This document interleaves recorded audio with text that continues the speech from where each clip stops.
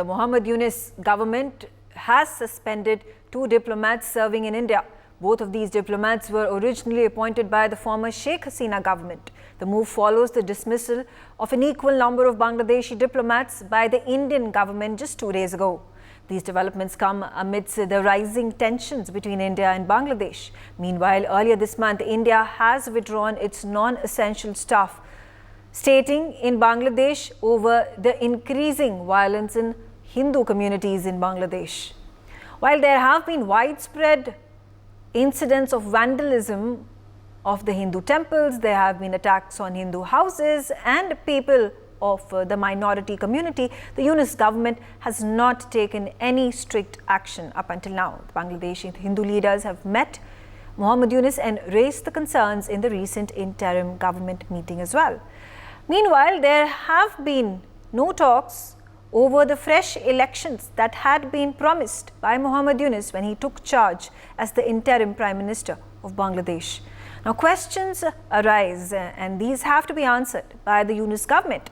When will Muhammad Yunus and how will Muhammad Yunus act in safeguarding the Hindu minorities? How will Muhammad Yunus organize the fresh elections? In fact, the bigger question, how soon, as per the promises that had been made over the allegations that had been put forth that Sheikh Hasina government was dictatorial, autocratic, and there is going to be democracy that is going to prevail after her ouster. So what is the democracy action that is being taken by the Bangladeshi government under Muhammad Yunus now? And will Muhammad Yunus try to build better, more cordial association with India? This despite scathing remarks that are coming from Jamaat-e-Islami that forms the government right now. There is the BNP that has also remarked on India giving shelter to Sheikh Hasina, which it has regarded as an impediment to the relations between both the countries. There's another question that arises where Muhammad Yunus is being at this point of time questioned over his intent to give United States of America an airbase on the Bangladeshi territory. Will Muhammad Yunus go about the Chinese debt trap diplomacy, and how is he going to take up that issue with the Chinese looking desperately to set up base in the territory? Let's start off with this discussion and seeking responses over this. I have with me Ambassador Mahesh Sachdev. Thank you so much for joining us, sir.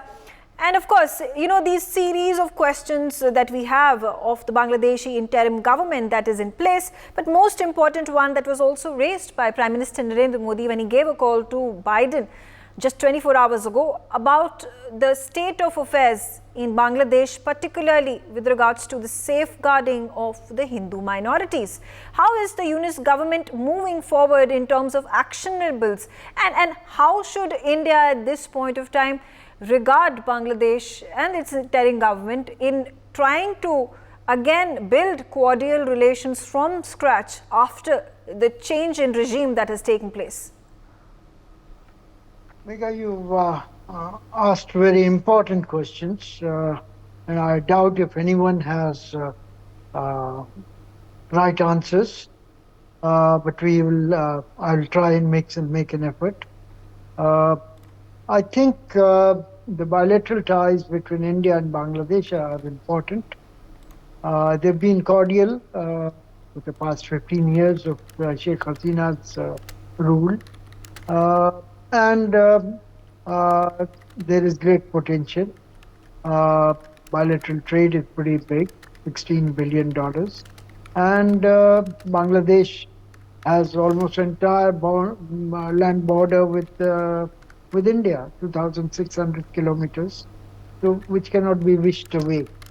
I think there are plenty of economic synergies that have developed, and I think when chips are down, when dust settles, there would be considerable thought given in Bangladesh to try and have more stable, more cordial relations with India.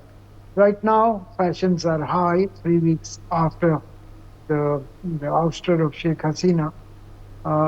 One can one can understand how it's panning out and how the traces of her rule, her legacy are being questioned. Uh, to begin with, uh, recalling two of their own uh, officials from Delhi and Kolkata, one would like to clarify that the officer recalled from Calcutta would be a consular officer and not a diplomat.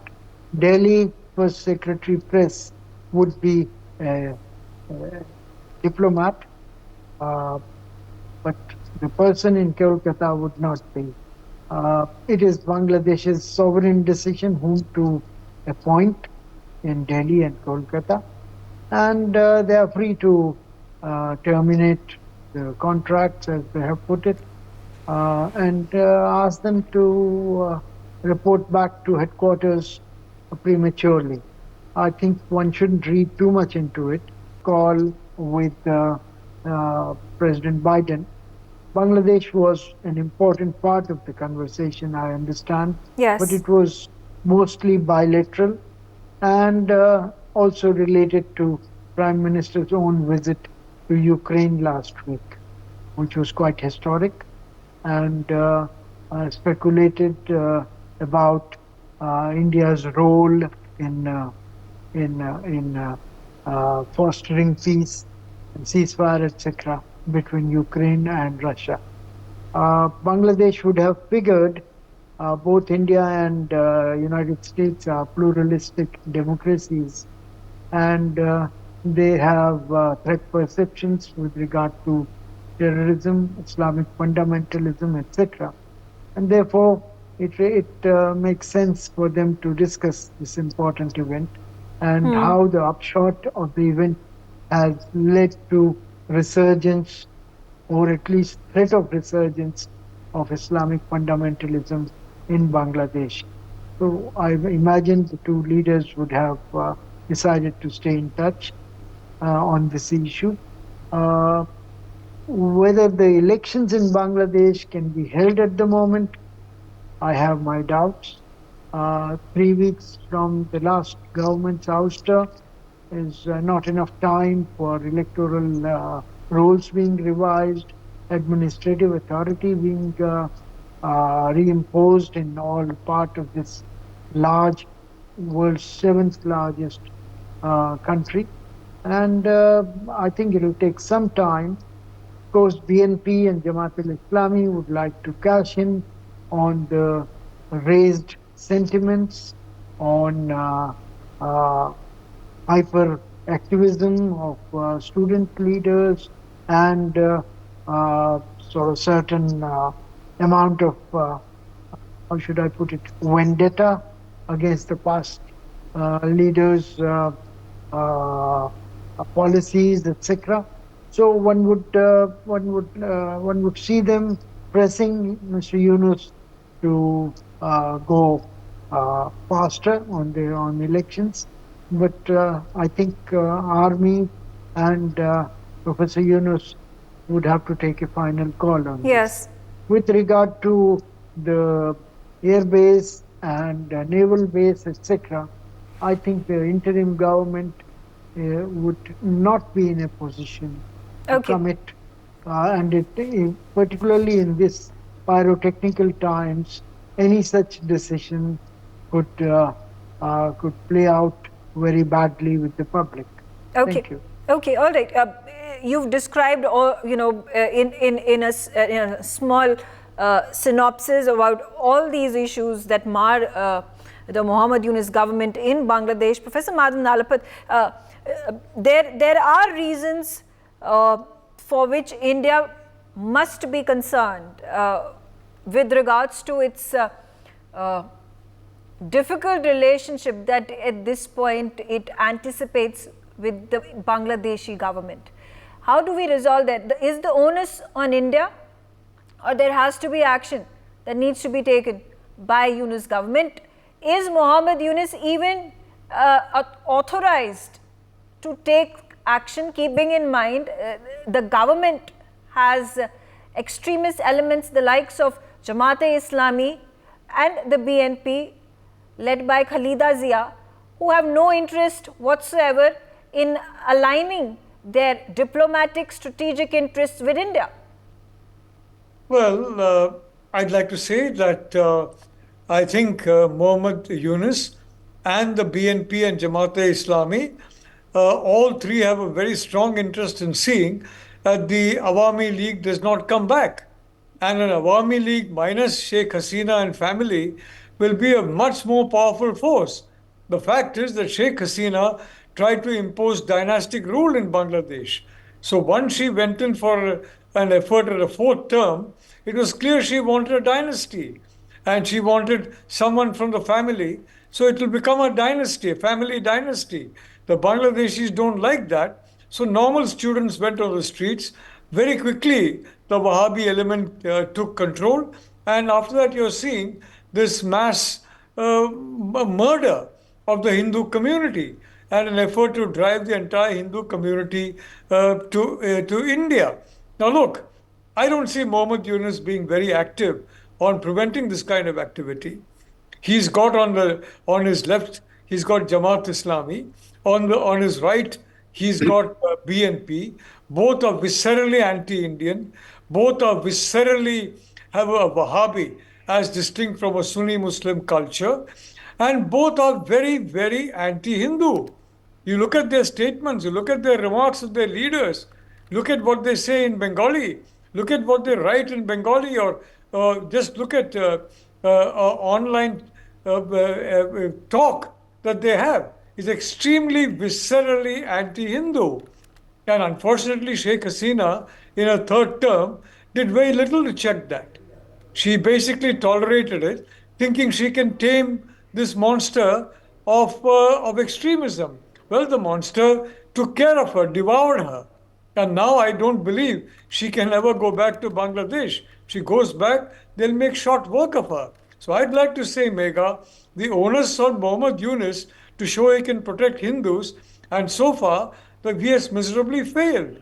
As far as this particular event is concerned, quite frankly, the man in Calcutta was doing very good work. He was in touch with a wide spectrum of opinion in India. And the fact is that although he was not a diplomat, he did not work within the constraints of being a diplomat. He had a very wide social reach.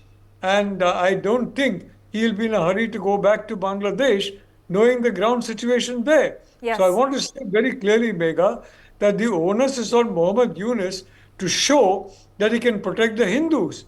The onus is on the United States to show that it cares about the Hindu community.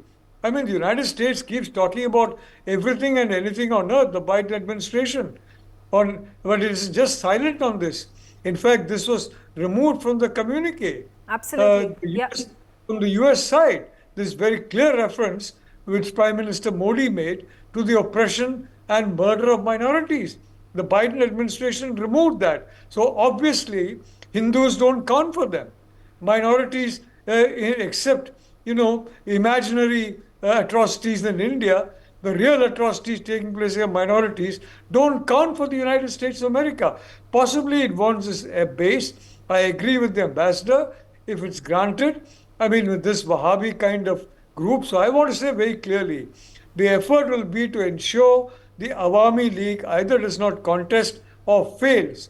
And an Awami League minus Sheikh Hasina and family is a very supercharged, popular Awami League, popular with the secular elements of Bangladeshi society, which are still more in number than these extremist fanatics. Thank you, Meg.